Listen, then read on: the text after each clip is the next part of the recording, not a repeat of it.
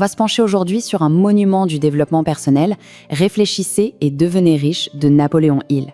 C'est bien plus qu'un livre, c'est le résultat d'une quête de 25 ans pour déchiffrer une sorte de formule secrète du succès, une formule qui a littéralement changé des vies.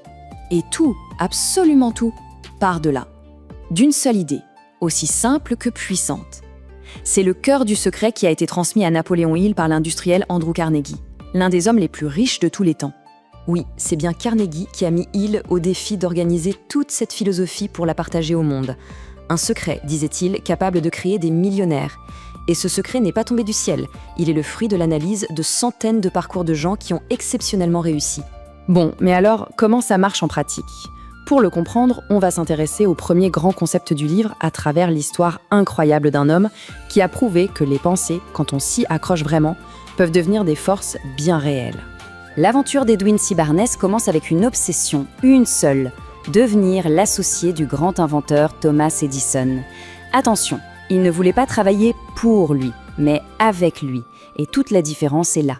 Ce n'était pas un vague souhait, c'était ce qu'il appelle un désir ardent.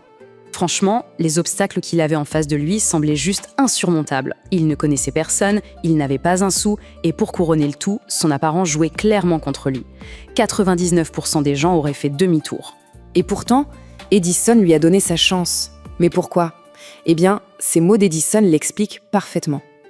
Il a vu dans les yeux de ce jeune homme une chose que l'argent ne peut pas acheter, une détermination à toute épreuve, la certitude qu'il allait réussir, quoi qu'il en coûte.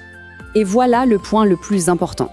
Barnes n'a pas été déçu de ne pas devenir associé le premier jour. Pas du tout. Dans sa tête, même en faisant des tâches ingrates, il était déjà l'associé d'Edison. Sa conviction était tellement ancrée qu'il a simplement attendu le bon moment. Et cette fameuse occasion, elle est arrivée. Là où tous les vendeurs chevronnés d'Edison voyaient un échec commercial cuisant, Barnes, lui, a vu sa porte d'entrée. Il a prouvé qu'il pouvait vendre cette machine et ça a débouché sur une alliance de plus de 30 ans avec le slogan incroyable « Fabriqué par Edison et installé par Barnes ». Cette histoire est l'illustration parfaite du tout premier principe de ce fameux secret.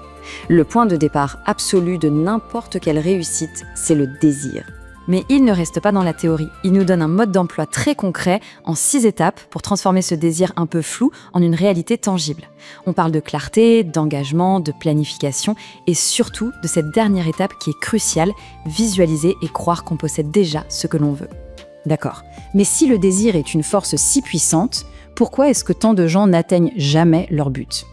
On va maintenant aborder la raison la plus commune de l'échec à travers une autre histoire très parlante du livre. Voilà, cette citation résume tout. L'erreur fatale que presque tout le monde commet, c'est de prendre une défaite passagère pour un échec définitif. L'histoire de Darby est un véritable avertissement. Son oncle et lui étaient littéralement à 1 mètre d'une fortune. Mais voilà, face au premier vrai coup dur, ils ont tout laissé tomber. La différence, l'homme qui a racheté leur matériel, lui, a eu la présence d'esprit de demander l'avis d'un expert avant de jeter l'éponge. Et ce qui est fou, c'est que cette perte terrible est devenue ce que Hill appelle une bénédiction déguisée. Ça a enseigné à Darby la leçon la plus importante de sa vie, la persévérance. Une leçon qu'il a ensuite appliquée pour devenir un vendeur d'assurance hors pair qui ne considérait jamais un non comme une fin en soi. Alors, quel est l'antidote à cette envie d'abandonner ? Ça nous amène directement au deuxième ingrédient essentiel du secret, la foi. Attention, quand il parle de foi, il ne parle pas d'un espoir un peu naïf. Pour lui, c'est une conviction profonde qu'on construit activement. C'est comme une réaction chimique dans notre esprit qu'on provoque en se répétant encore et encore qu'on va y arriver. Et pour nous montrer le pouvoir de cette foi, Napoléon Hill nous raconte son histoire la plus personnelle. À la naissance de son fils, il a fait face à un diagnostic médical qui semblait sans appel, une situation qui aurait brisé n'importe qui. Mais la foi et le désir de Hill étaient si intenses qu'il a refusé ce diagnostic. Il était convaincu qu'il pouvait influencer la nature. Et surtout, il a transmis à son fils l'idée que cette différence n'était pas une faiblesse, mais une force en devenir.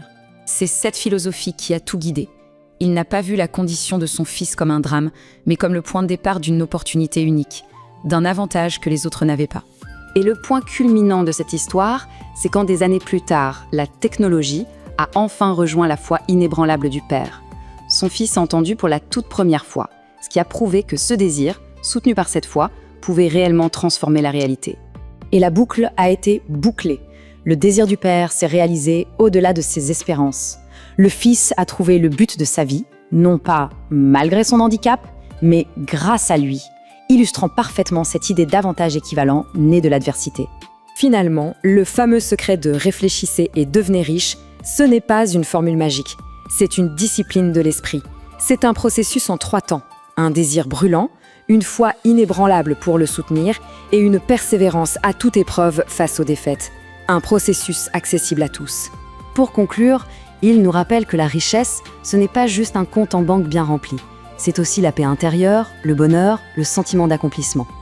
La question à se poser n'est donc pas seulement comment gagner de l'argent, c'est plutôt quel est cet unique désir ardent qui, une fois devenu réalité, nous apportera notre propre définition de la richesse.